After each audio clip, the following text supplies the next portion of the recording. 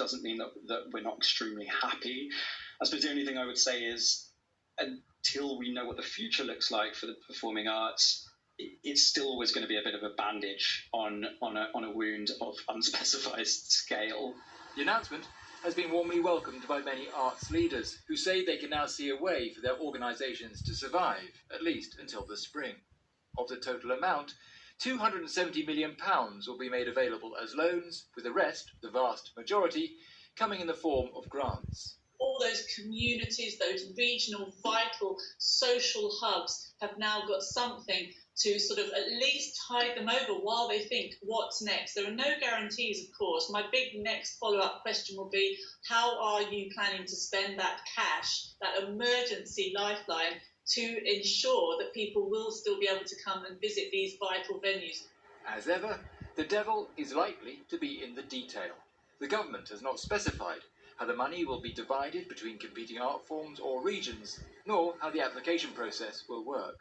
There are likely to be many winners, but the money has come too late for some venues, which have already been forced to close, while others only just clinging on to the hope of a post-pandemic return. Will Comforts, BBC News. And we'll have more on that in our business coverage in around about 5 minutes' time. But as the lockdown measures are easing, depending on where you are, professional sport has made something of a comeback. Formula One resumed with the Austrian Grand Prix, and many countries have seen the return of football. But in Argentina, restrictions remain in place, so people have had to improvise, as Tim Ullman explains.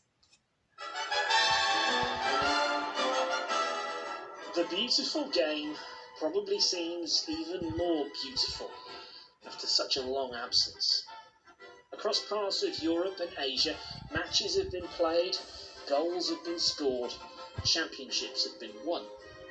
But not here, not in Argentina.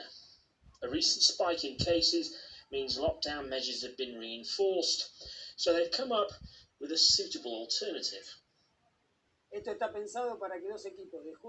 This is for 2 teams of 5 players, for recreation.